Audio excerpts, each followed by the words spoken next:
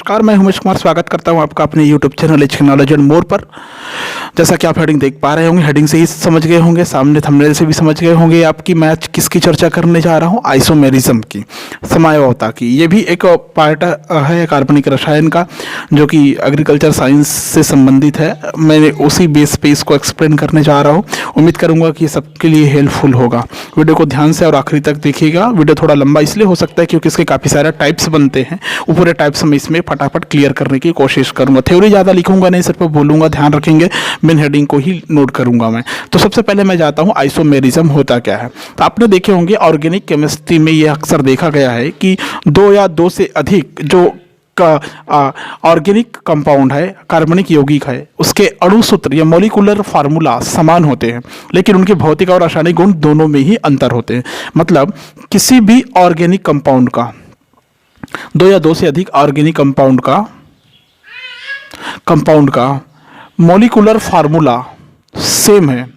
Molecular formula और equal are same. Molecular formula या अणुसूत्र समान है, लेकिन उसके फिजिकल और केमिकल प्रॉपर्टीज दोनों डिफरेंट है। फिजिकल एंड केमिकल प्रॉपर्टी दोनों कैसा है? डिफरेंट है, अलग अलग है। रासायनिक गुण और भौतिक गुण दोनों में अंतर है। अणुसूत्र समान है, लेकिन उसके भौतिक और रासायनिक गुण दोनों में अंतर है। तो ऐसे यौगिकों को हम एक साथ आइसोमर कहते हैं। क्या कहते हैं? आइसोमर कहते हैं। आइसोमर या समायवी कहेंगे उन यौगिकों को, और उस कार्बनिक यौगिक में पाए जाने वाले गुण को आइसोमेरिज्म या समायवता कहते हैं। फिर से रिपीट कर देता हूँ, कार्बनिक रसायन में ये हमको मिलता है, देखने को आता है कि दो या दो से अधिक कार्बनिक यौगिकों के अणुसूत्र समान होते हैं, लेकिन उनके भौतिक और रासायनिक गुण दोनों में ही अंतर होता है। तो ऐसे यौगिकों को हम समायवी यौगिक कहेंगे, और इस गुण को जो इस यौगिक के अंदर है उसको आइसोमेरिज्म या समायवता कहते हैं।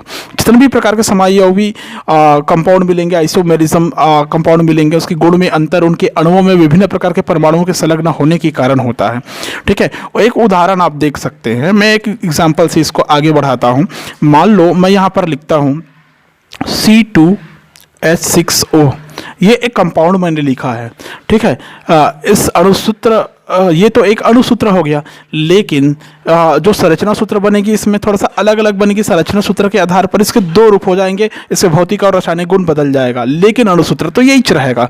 ठीक है ना? अणुसूत्र क्या रहेगा? एथिल अल्कोहल को भी प्रकट करता है और डाइमेथिल ईथर को भी प्रकट करता है। फॉर एग्जाम्पल देख लीजिए, ये कैसे दो प्रकार के कंटेंट को प्रकट करेगा। ठीक है, एक और ये दो। ठीक है, इसको मैं उस संरचना सूत्र के रूप में शो कर रहा हूँ। C2H5O मतलब C2H5 1 2 3 H and then hydrogen 1 2 3 4 5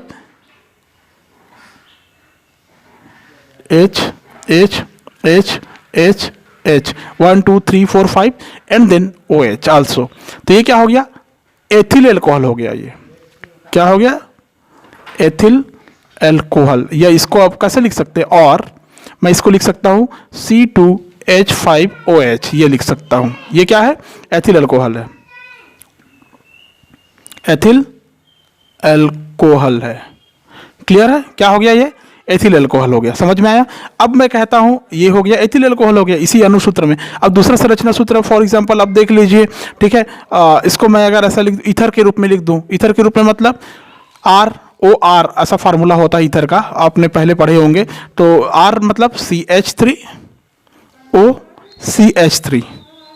ठीक है, संरचना कैसे बनाएंगे इसको? ऐसा C लिख के ऐसा H3O एंड देन CH3। ठीक है, ये हो गया ईथर। तो ये क्या हो गया? 1 2 मतलब डाइमेथिल ईथर।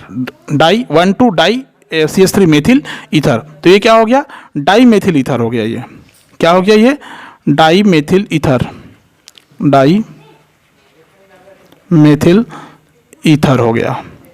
क्लियर है? तो देखिए एक अणुसूत्र है, लेकिन इन दोनों के फिजिकल और केमिकल प्रॉपर्टीज में अंतर होता है। ठीक है, तो ऐसे ही यौगिकों को हम लोग समायवी यौगिक या आइसोमर्स कहते हैं। इस गुण को जो इस कार्बनिक यौगिक में पाया जाता है उसको आइसोमेरिज्म कहते हैं। ठीक है, इसके बेस पे हम इसको अच्छे से परिभाषित कर सकते हैं कि वे यौगिक जिनके अणुसूत्र समान हो परंतु गुण भिन्न हो। फिर से, वे यौगिक जिनके अणुसूत्र समान हो लेकिन गुण भिन्न हो, समायवी कहलाते हैं, और यह घटना समायवता कहलाती है। समायवता या आइसोमेरिज्म को हम दो प्रमुख भागों में बांटते हैं।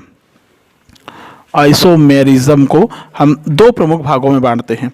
एक पार्ट होता है जिसको हम लोग कहते हैं स्ट्रक्चरल आइसोमेरिज्म कहते हैं, स्ट्रक्चरल आइसोमेरिज्म, और दूसरा जो होता है स्टीरियो और स्पेस आइसोमेरिज्म। ठीक है, ये हो गया दो। आइसोमेरिज्म को पहले दो भागों में बांटते हैं। इसके दो प्रमुख भाग हैं, संरचनात्मक और त्रिविम या स्थान समायवता। संरचनात्मक समायवता ऐसी समायवता होती है जिसमें यौगिक के अणु में उपस्थित परमाणुओं के अलग अलग बंधों के कारण उत्पन्न होती है। मतलब जो यौगिक हम देख रहे हैं उसमें जो परमाणु है उनके बीच में कौन कौन से बंध है, उसके आधार पर जो संरचना बनेगी वो संरचनात्मक समायवता कहलाएगी। इस समायवता में समायवियों के संरचना सूत्र भिन्न भिन्न होंगे। मतलब इसमें सिंपल, इसमें स्ट्रक्चर अलग अलग होंगे। कहने का मतलब क्या होगा, ये स्ट्रक्चर अलग अलग होगा। लेकिन त्रिविम समायवता या स्थान समायवता, स्टीरियो या स्पेस में क्या होगा, ये अंतरिक्ष में परमाणुओं के भिन्न प्रबंध के कारण उत्पन्न होगी। अंतरिक्ष में मतलब स्थान समायवता को दर्शाता है, वहाँ पर अलग अलग अगर प्रबंध है, अलग अलग प्रकार का मैनेजमेंट है तो उसके कारण उत्पन्न होती है। अर्थात कह सकते हैं कि उस मॉलिक्यूल या अणु में उपस्थित परमाणुओं की संयोजकताओं का स्थान में प्रबंध भिन्न होता है कि किस प्रकार की संयोजकता होगी, उसके आधार पर वो उसमें भिन्नता लिया हुआ रहेगा। तब उस स्थिति में हम कहेंगे कि वहाँ पर स्टीरियो आइसोमेरिज्म है, स्पेस आइसोमेरिज्म है। ठीक है, इसमें संरचना सूत्र समान लेकिन विन्यास अलग होता है। याद रखेंगे, संरचना सूत्र समान होगा लेकिन कॉन्फ़िगरेशन या परमाणु विन्यास कह सकते हैं आप, वो अलग अलग देखने को मिलेगा। ठीक है, अब आता है ये जो स्ट्रक्चरल आइसोमेरिज्म है, इसके कुछ प्रमुख भाग है, 4-5 भाग है इसके। वो पांचों भाग को मैं यहाँ पर एग्जांपल से आपको शो कर दूंगा। इसके फर्स्ट पार्ट आपको जो देखने को मिलता है, फर्स्ट पार्ट ये होता है चेन आइसोमेरिज्म। चेन आइसोमेरिज्म श्रृंखला समायवता बोलते हैं। दूसरा जो आता है इसका, ये होता है पोजीशन आइसोमेरिज्म। थर्ड इसमें होता है फंक्शनल आइसोमेरिज्म। ठीक है, उसके बाद में आता है जिसको हम लोग कहते हैं मेटामेरिज्म। मेटामेरिज्म। नेक्स्ट आता है इसमें टाटोमेरिज्म, मतलब चरावता बोलते हैं इसको हम लोग, टाटोमेरिज्म। ये हो गया इसके 5 प्रकार। क्लियर है? तो अभी मैंने बताया chain isomerism, position isomerism, functional, metamerism और टाटोमेरिज्म। ये हो गया 5 प्रकार स्ट्रक्चरल आइसोमेरिज्म के। हम चर्चा पहले इन 5 का करेंगे, उसके बाद में जाएंगे स्टीरियो में। तो देखिए श्रृंखला समायवता होता क्या है, जो कि संरचनात्मक समायवता के अंतर्गत आता है। आपने पढ़ा है कि इसमें यौगिक में जो अणु उपस्थित होता है उनके भिन्न भिन्न बंधों के कारण इस प्रकार की समायवता उत्पन्न हो जाती है, जिसको हम लोग स्ट्रक्चरल आइसोमेरिज्म कहते हैं। तो इसका पहला पार्ट आता है चेन आइसोमेरिज्म। चेन आइसोमेरिज्म में आपको देखने को मिलेगा इस प्रकार की समायवता में जितने भी आइसोमर कंपाउंड होंगे वो एक ही सजातीय श्रेणी के होंगे, किंतु उनकी कार्बन श्रृंखला की रचना अलग अलग हो सकती है। मतलब कार्बन परमाणु की जो श्रृंखला होगी वो सीधी भी हो सकती है और शाखा युक्त भी हो सकती है।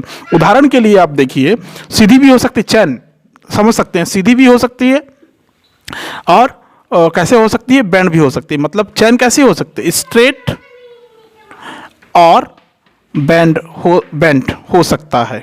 याद रखेंगे आप लोग। ठीक है, इसमें एक एग्जांपल हम लोग लेते हैं। एग्जांपल है C4 H10। सिंपल ब्यूटेन आपको दिखाई दे रहा होगा, ठीक है, ब्यूटेन का ये फार्मूला आपको दिखाई दे रहा होगा ब्यूटेन का, लेकिन ये दो प्रकार की श्रृंखला समायोता को प्रकट करता है। फॉर एग्जाम्पल देख लीजिए, दो प्रकार की श्रृंखला समायोता, एक होता है, कैसे प्रदर्शित करेंगे इसको, C4 1 2 3 and then 4, H3 H2 H2 and then H3 also, H H H, यहाँ पर पूरा हाइड्रोजन है, क्या है, हाइड्रोजन है, ये फर्स्ट हो गया। अब इसको कैसे लिखेंगे, अब CH3 CH2 CH2 CH3 लिख सकते हैं, ठीक है, सीधी श्रृंखला को दर्शा रही है, तो इसको हम लोग कहेंगे N ब्यूटेन कहेंगे, क्या कहेंगे, N ब्यूटेन कहेंगे।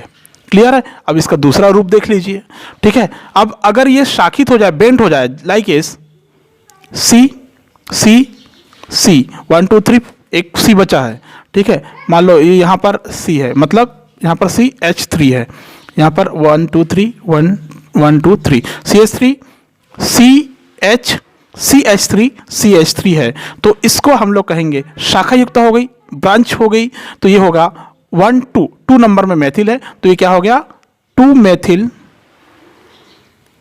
प्रोपेन बोलेंगे इसको, क्या बोलेंगे, 2 मेथिल प्रोपेन हो गया। मतलब ब्यूटेन के कितने समायोगी होंगे, 2 समायोगी होंगे, इसकी संरचना बदल गई है ना, चयन कैसे हो गई, एक में श्रृंखला सीधी श्रृंखला और एक में बेंट हो गई, तो ये हो गया श्रृंखला समायोता को दर्शाएगा, ठीक है। अब इसके बाद में आता है पोजीशन, इसमें और बहुत सारे एग्जांपल ले सकते हैं, मतलब सारे के सारे जो सीधी श्रृंखला आपको देखने को मिलेंगी सजातीय श्रेणी या होमोलॉगस सीरीज में मिलेगी, इसके लिए वीडियो मैंने पहले ही दे चुका है आपको। फिर आता है पोजीशन आइसोमेरिज्म। पोजीशन में क्या होता है, जितने भी प्रकार के आइसोमर्स होते हैं या कार्बनिक श्रृंखला का प्रतिनिधित्व करने वाले जो ऑर्गेनिक कंपाउंड होते हैं, उसमें कार्बन श्रृंखला और उसमें उपस्थित जो प्रतिस्थापी होते हैं वो समान होते हैं, लेकिन प्रतिस्थापक परमाणु या समूह कार्बन श्रृंखला में भिन्न भिन्न स्थान को ग्रहण किए हुए रहते हैं, ठीक है। इसके लिए एग्जाम्पल आपको देखने को मिल सकता है, मैं एग्जाम्पल इसमें शो कर रहा हूं C4H8 का, ये है ब्यूटीनी,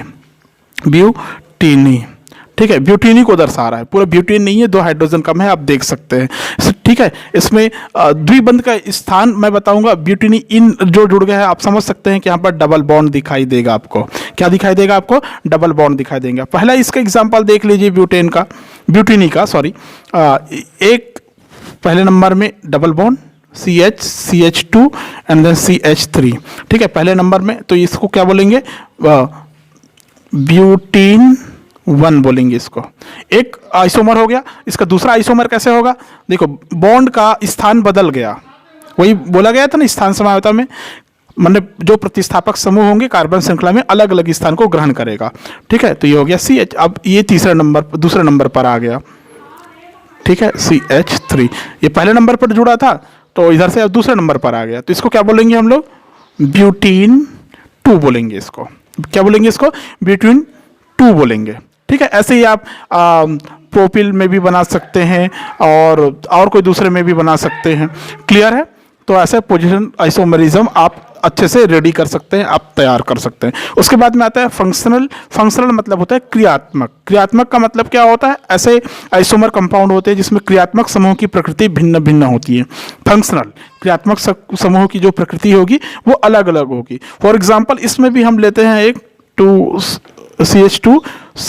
C2H6O को लेते हैं हम लोग, ठीक है, ये एक अणुसूत्र है, एक किसी कार्बनिक यौगिक का समझ लीजिए, एक कार्बनिक यौगिक का अणुसूत्र है, इसमें 2 आइसोमर मैं बता रहा हूं, एक बनता है, देख लीजिए आप, CH2OH, देखिए फर्स्ट नंबर के कार्बन में दूसरा कार्बन जो जुड़ा हुआ है उसमें OH समूह है, तो ये क्या हो गया, एथिल एल्कोहल हो गया, क्या हो गया, ये एथिल एल्कोहल हो गया, ठीक है। लेकिन अब इसी का दूसरा देखिए CH3OCH3, अब देखिए ये इथर ROR इथर दिखाई दे रहा है, तो इसको क्या बोलेंगे, डाईमेथिल ईथर बोलेंगे, क्या बोलेंगे इसको, डाई मेथिल ईथर बोलेंगे, क्या बोलेंगे इसको, डाईमेथिल ईथर बोलेंगे। मतलब इसमें क्या हो गया, इस यौगिक में क्रियात्मक समूह की प्रकृति भिन्न भिन्न हो गई, इसमें ये एल्कोहल समूह को दर्शा रहा है, इसमें ये ईथर को दर्शा रहा है, मतलब क्रियात्मक समूह भिन्न हो गई। इसको एथेनॉल कहते हैं IUPAC नाम में, इसको मेथॉक्सी मेथेन बोलते हैं, ठीक है, इसको क्या बोलते हैं, मेथॉक्सीमेथेन बोलते हैं। मैंने सब्स्टिट्यूट के बारे में बताया है इससे पहले वीडियो में, आप ध्यान से देखेंगे तो आपको समझ में आ जाएगा कि इसको हम लोग मेथॉक्सीमेथेन क्यों बोलेंगे, वो समझ में आ जाएगा आपको। आईयूपीएसी नाम में सामान्य नाम, कॉमन नेम इसका डाइमेथिल ईथर हो गया। डाइमेथिल ईथर भी लिख सकते हैं आप, ठीक है, ऐसे बहुत सारे आपको देखने को मिल सकता है। फिर आता है मेटामेरिज्म, जिसको बोलते हैं हम लोग मध्यावयवता, मतलब हिंदी में इसको बोलेंगे मध्यावयवता।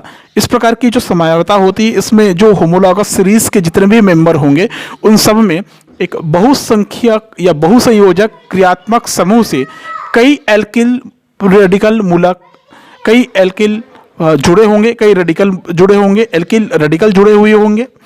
समान बहुसंख्यक या संयोजक क्रियात्मक समूह या परमाणु से समान व भिन्न एल्किल मूलकों के जुड़ने से उसमें जो समावयवता उत्पन्न होगी वो मध्यावयवता को दर्शाएगी। समावयवी जो समावयवी यौगिक होंगे इसमें, उन सभी यौगिकों को मध्यावयवी कहेंगे और इस आइसोमेरिज्म को मध्यावयवता या मेटामेरिज्म के नाम से जाना गया है।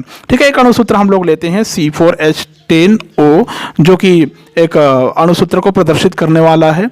ठीक है, इसमें 3 ईथर मध्यावयवी प्रकट होंगे, जिसमें एक ही क्रियात्मक समूह अलग अलग एल्किल मूलक से जुड़े हुए दिखाई दे सकते हैं आपको। देखो 3 की बात किया मैं, यहाँ पर 3 first, second and then third ऐसा शो कर रहा हूँ। ज़्यादा स्पेस नहीं ले रहा हूँ, ज़्यादा लिख नहीं रहा हूँ, ताकि आपको क्लियरली समझ में आए। ठीक है, मैं एक संरचना लिख रहा हूँ CH3, देखिए ध्यान से, CH2O CH2CH3, बिल्कुल क्रियात्मक समावयवता है, सॉरी ये स्थान समावयवता के समान ही है, लेकिन आपको पता होना चाहिए कि सजातीय जो श्रेणी होते हैं उसमें जो क्रियात्मक समूह होगा वो अलग अलग एल्किल मूलक से जुड़े हुए रहेंगे। देखिए अब ये कौन से एल्किल मूलक से जुड़ा हुआ है, यहाँ पर दूसरे, इधर से भी दूसरे, इधर से भी दूसरे। ठीक है, तो यहाँ पर कहेंगे हम लोग डाई एथिल ईथर, क्या बोलेंगे इसको, डाई एथिल ईथर कहेंगे इसको, या इसी को एथॉक्सी एथेन बोलेंगे। क्या बोलेंगे इसको, एथॉक्सी एथेन बोलेंगे। अब ईथर दूसरे एल्किल मूलक पर जुड़ेगा, देखो जैसे यहाँ पर ये पहले नंबर पर जुड़ गया। ठीक है, तो ये हो गया CH2 CH2 CH3 हो गया। तो यहाँ पर पहले नंबर पर जुड़ने के कारण इसको क्या बोलेंगे, 1 मेथॉक्सी 1 2 3 4 5 4 प्रोपेन, 1 2 3 4 प्रोपेन, प्रोपेन। ठीक है, पहले नंबर पर जुड़ गया है वो, तो ये प्रोमेथॉक्सी हो गया, तो 1 2 3 प्रोपेन। क्लियर है, तो इसको मेथिल एन प्रोपिल भी बोलते हैं, इसको क्या बोलेंगे, मेथिल एन प्रोपिल भी बोल सकते हैं आप। ये 2 हो गया। अब इसका तीसरा देखिए, तीसरा क्या बनेगा, इसका जो तीसरा बनेगा वो बनेगा इस प्रकार का, CH3 पहले नंबर पर जुड़ा CH, और यहाँ पर भी ऐसा घटक कैसे जुड़ गया, देखो CH3 और इधर आ गया CH3, मतलब इसमें अब क्या होगा, 1 इसमें क्या हो जाएगा, 1 मेथॉक्सी प्रोपेन था, इसमें कितना आया, 2 मेथॉक्सी प्रोपेन आ जाएगा, 2 मेथॉक्सी प्रोपेन को दर्शाएगा। मेथिल आइसोप्रोपिल ईथर भी बोल सकते हैं इसको, मेथिल आइसोप्रोपिल भी बोल सकते हैं। क्लियर है, तो इस प्रकार आप इसको आगे तैयार कर सकते हैं। आगे आता है टॉटोमेरिज्म, जिसको बोलते हैं हम लोग चलावयवता बोलते हैं। चलावयवता में क्या होता है, एक विशेष प्रकार का फंक्शनल आइसोमेरिज्म है, ये भी फंक्शनल आइसोमेरिज्म के समान होता है, जिसमें एक ही पदार्थ 2 समयावयों को प्रकट करता है। ठीक है, जो हमेशा इक्विलिब्रियम या साम्य में उपस्थित रहते हैं, दोनों एक दूसरे में परिवर्तित हो सकते हैं, बदल सकते हैं। इस प्रकार की समयावता जब एक हाइड्रोजन परमाणु के 2 बहुसंयोजक परमाणुओं के बीच में दोलन करने की कारण जो समस्या उत्पन्न होती है या स्थिति उत्पन्न होती है, जहाँ पर समयावयवों के बंध में भी परिवर्तन हो जाता है, अतः एक ही यौगिक इस प्रकार व्यवहार करता है कि 2 संरचनाएं हों, तो वो कहलाता है चलावयवता। एक ही यौगिक ऐसा दर्शाएगा कि वो 2 रूप है उसमें। जैसे एक एग्जांपल ले लीजिए, एथिल एसिटो एसिटेट का एग्जांपल ले लीजिए। क्या चीज, एथिल एसिटो एसिटेट का एग्जांपल लेते हैं हम लोग। ठीक है, इसका एग्जांपल लेते हैं इसमें। तो देखिए एक रूप इसका ये बनता है, CH2COOC2H5 बनता है। ठीक है, ये कीटो रूप में है। कौन से रूप में है, कीटो रूप में है। ये 92.1% हो, लेकिन बीच में दोलन होता है, ऐसा हमने बताया था ना कि 2 समयावयवी प्रकट करेगा, साम्य में रहेगा, एक दूसरे में परिवर्तित होने की स्थिति इसमें उत्पन्न हो जाएगी। ठीक है, तो ये स्थिति कैसे बनेगी, ये इस प्रकार की बन सकती है। देखिए CH3 C double bond H and then CH3OC2H5। ठीक है, ये इनोलिक ग्रुप हो गया, ये इनोलिक, ये कीटो था, कीटो, और ये इनोलिक फॉर्मेशन में दिखाई दे रहा है आपको, जो कि 7.9% में रह सकता है। मतलब यहाँ पर एक ही जो कार्बनिक यौगिक है दो समूह की अभिक्रियाएं को दे रहा है, ये कीटो समूह या एनोलिक समूह को दे रहा है। ठीक है, एसीटोन भी ऐसी देता है, कीटो और इनोलिक समूह को बताता है। क्लियर है? तो ये कंप्लीट हो गया स्ट्रक्चरल आइसोमेरिज्म, संरचना के आधार पर पाई जाने वाली समायोता हो गया। ठीक है, अब हम लोग बात करते हैं स्टीरियो और स्पेस आइसोमेरिज्म की। स्टीरियो या स्पेस आइसोमेरिज्म की बात करते हैं हम लोग। स्टीरियो क्या होता है? स्टीरियो देखिए, अगर मैं इसको 20 से ऐसा डिवाइड कर दूं तो ज़्यादा अच्छा रहेगा, मेरे को लिखने में आसानी हो जाएगी। मैं ऐसा कर देता हूं ताकि ज़्यादा अच्छे से। स्टीरियो और स्पेस आइसोमेरिज्म। स्टीरियो मतलब होता है इसको बोलते हैं हम लोग त्रिविम या स्थान समायोता बोलते हैं। क्या बोलते हैं? त्रिविम या स्थान समायोता बोलते हैं। ठीक है, हमने बात किया था ना, अंतरिक्ष में यदि कोई यौगिक है तो उसमें जो पाई जाती है व्यवस्था, उसको इस नाम से पुकारते हैं, स्टीरियो और स्पेस आइसोमेरिज्म के नाम से जानते हैं। इसके भी दो प्रकार हैं। पहला आता है जिसको हम लोग कहते हैं ऑप्टिकल आइसोमेरिज्म, ऑप्टिकल आइसोमेरिज्म। ठीक है ना, ऑप्टिकल आइसोमेरिज्म का मतलब होता है ऐसी आइसोमेरिज्म जिसमें कार्बनिक यौगिकों के द्वारा जो प्रकट की जाती है इसमें भौतिक गुण समान होते हैं। इनका समतल ध्रुवित प्रकाश के प्रति व्यवहार अलग होता है। समतल ध्रुवित प्रकाश के प्रति व्यवहार अलग होता है, मतलब भौतिक गुण समान है लेकिन समतल ध्रुवित प्रकाश के प्रति व्यवहार अलग होगा। अब बात करते हैं समतल ध्रुवित प्रकाश क्या होता है। तो प्रकाश के ऐसे किरण पुंज को जिसकी तरंगों का कंपन प्रकाश की गमन रेखा के लंबवत केवल एक समतल में हो, समतल ध्रुवित प्रकाश या प्लेन पोलराइज्ड लाइट बोलते हैं उसको। ठीक है ना, भौतिक गुण क्या है? समान है, लेकिन समतल ध्रुवित प्रकाश में व्यवहार अलग होता है। समतल ध्रुवित प्रकाश किसे कहेंगे? कि ऐसा किरण पुंज, प्रकाश की ऐसा किरण पुंज जिसकी तरंगों का कंपन प्रकाश की गमन रेखा के लंबवत एक समतल में हो तो वो समतल ध्रुवित प्रकाश कहलाता है। ठीक है, दूसरा रासायनिक गुण समान होते हैं लेकिन इनकी क्रिया की दर ध्रुवण घूर्णक यौगिकों के साथ अलग होता है। ध्रुवण घूर्णक, रासायनिक गुण समान है लेकिन जो ध्रुवण घूर्णक होगा उसमें उन यौगिकों के साथ में ये अलग गुण प्रदर्शित करेगा। तो वे पदार्थ जो ध्रुवित प्रकाश के ध्रुवण तल को घुमाते हैं ध्रुवण घूर्णक पदार्थ कहलाते हैं। मतलब ऐसे पदार्थ होते हैं प्रकृति में जो ध्रुवित प्रकाश के ध्रुवण तल को घुमाते हैं तो ध्रुवण घूर्णक पदार्थ कहलाएगा। कहने का मतलब आप ऐसा समझ सकते हैं कि ऐसे यौगिक जिनके भौतिक और रासायनिक गुण तो समान है लेकिन उसका व्यवहार ध्रुवित प्रकाश के प्रति प्रकाशिक समायोता दर्शाता है, ध्रुवित प्रकाश के प्रति भिन्न होता है, ऐसा कहेंगे, ध्रुवित प्रकाश के प्रति भिन्न होता है। ठीक है, और ध्रुवण घूर्णक पदार्थ की उपस्थिति ध्रुवण तल के कारण, ध्रुवण घूर्णक के कारण भिन्न होता है, तब उसको बोलेंगे हम लोग ऑप्टिकल आइसोमेरिज्म, आइसोमर उस यौगिक को, और इस घटना को ऑप्टिकल आइसोमेरिज्म कहेंगे। ठीक है, जो प्रकाशिक समायोवी ध्रुवित प्रकाश के तल को दाईं ओर घुमाते हैं उन्हें दक्षिण ध्रुवण घूर्णक या दक्षिणावर्त या डी रूप कहते हैं। कौन से रूप कहते हैं? डी रूप कहते हैं, याद रखेंगे। क्लियर है? जो बाईं ओर घुमाते हैं उसको वामावर्त या वाम ध्रुवण घूर्णक या एल रूप में कहते हैं। क्या कहते हैं? एल रूप कहते हैं। जो निष्क्रिय होते हैं उन्हें ध्रुवण अघूर्णक या रेसिमिक या मेसो या डी एल रूप कहते हैं। जो निष्क्रिय है उसको डी एल रूप कहेंगे। मतलब इसमें तीन रूप देखने को मिलेंगे, एक होता है डी, दूसरा होता है एल, तीसरा होता है डी एल। तीन रूप है, समझ में? ये डी का मतलब क्या हुआ? जो ध्रुवण घूर्णक को मतलब ध्रुवित प्रकाश के तल को दाईं ओर घुमाते हैं। ठीक है, जो बाईं ओर घुमाते हैं उसको एल, और जो निष्क्रिय होते हैं ध्रुवण अघूर्णक होते हैं, रेसिमिक बोलते हैं जिसको हम लोग, रेसिमिक या मेसो बोलते हैं, ये होता है डी एल। समझ में आया? तो यहाँ पर एक लैक्टिक एसिड की स्ट्रक्चर देख सकते हैं हम लोग। देखिए लैक्टिक स्ट्रक्चर का एक लैक्टिक एसिड का एक स्ट्रक्चर हम लोग शो करते हैं। लैक्टिक एसिड ये इस प्रकार एक स्ट्रक्चर, ठीक है, ये हो गया CH3 HCOOH OH। ठीक है, अब मान लो यहाँ पर मिरर लगा हुआ है तो आपको दिखाई कैसे देगा वो देखना। ठीक है, ये पोर्शन देखो ज़्यादा उभरा हुआ दिखाई, यहाँ पर ऐसा डी शेप आप बना सकते हैं, ये डी शेप दिखाई दे रहा है आपको, ये डी। क्लियर है? समझ में आया? और दूसरा, इसी को अगर मिरर में हम लोग देखेंगे तो मिरर में ये कैसे दिखाई देगा, देखिए कैसे दिखाई देगा।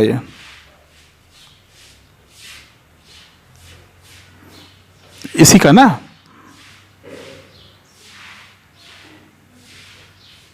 ये ऐसा दिखाई देगा मिरर में, ये इस प्रकार से ऐसा दिखाई देगा, CH3 H COOH OH। Clear है? तो मिरर में कैसे दिखाई दिया, समझ में आ गया ना। तो ये जो लैक्टिक अम्ल के दो रूप जो दिखाई दे रहे हैं, ये जो डी फॉर्म को दर्शाता है, ये डी रूप को दर्शाता है, और ये एल, ये देखो ये इधर घूम गया, तो इसको क्या बोलेंगे हम लोग, एल शब्द को दर्शाता है, ये एल शब्द को दर्शाएगा। क्लियर है? ये एक दूसरे पर अध्यारोपित नहीं किए जा सकते, इनके सम्मिति ऐसे, सम्मिति में तो कोई तल नहीं होते, सम्मिति तल नहीं होते कह सकते हैं आप इसको, एक दूसरे के दर्पण प्रतिबिंब होते हैं। तो लैक्टिक तल के दो ध्रुवण घूर्णक डी और एल रूप कहलाते हैं। दोनों समायोजों की घूर्णन क्षमता एक दूसरे के बराबर और विपरीत होती है। दोनों रूपों को समाणुक अनुपात में मिलाया जाता है, तो मिश्रण बाह्य प्रतिकारक के कारण ध्रुवण अघूर्णक हो जाता है। दोनों को अगर बराबर मात्रा में मिला दें तो एक तीसरा प्रकार का रूप बनता है, कहने का मतलब है वो होता है DL रूप होता है। क्लियर है? तो DL जो रूप होता है उसका गलनांक 18 डिग्री सेंटीग्रेड के लगभग होता है। ये 18 डिग्री सेंटीग्रेड इसका गलनांक होता है, आपको पता होना चाहिए, खट्टे दूध से आप प्राप्त कर सकते हैं। ठीक है? जो L जो होता है इसका गलनांक 26 डिग्री सेंटीग्रेड होता है, जो कि बैसिलस की प्रजाति लेक्टाइटिस से प्राप्त कर सकते हैं। और जो D कैटेगरी होता है ये सबसे ये भी लगभग 26 डिग्री सेंटीग्रेड इसका गलनांक होता है। ठीक है? इसको सर्कोलैक्टिक एसिड भी कहते हैं। समझ में आ गया होगा आपको। ये पहला वाला जिसको आपने पढ़ा प्रकाशिक समझौता, जिसमें दो रूप आपको, तीन रूप आपको देखने को मिलता है, DL और DL शेप। ठीक है? इसका जो दूसरा पार्ट आता है स्टीरियो और स्पेस आइसोमेरिज्म का, ये होता है जियोमेट्रिकल आइसोमेरिज्म। जियोमेट्रिकल आइसोमेरिज्म कहने का मतलब होता है, ज्यामितीय समझौता कहने का मतलब होता है ऐसी समझौता जिसमें एल्किल यौगिक द्वारा प्रकट हो, मतलब जिसमें एल्किल यौगिक हो, एल्किल यौगिक के द्वारा वो पहचाने जाए उसको। इसमें द्विबंध युक्त कार्बन परमाणु अलग परमाणु या समूह से जुड़े हो सकते हैं, मतलब इसमें डबल बॉन्ड आपको कार्बन परमाणु या एटम्स आपको देखने को मिल सकते हैं। अर्थात ऐसी समझौता होती है जहाँ पर जो द्विबंध युक्त कार्बन परमाणु से जुड़े हुए परमाणु या समूहों के भिन्न विन्यास के कारण होती है। मतलब मैं आपको एक कीवर्ड देता हूं इसमें, डबल बॉन्ड।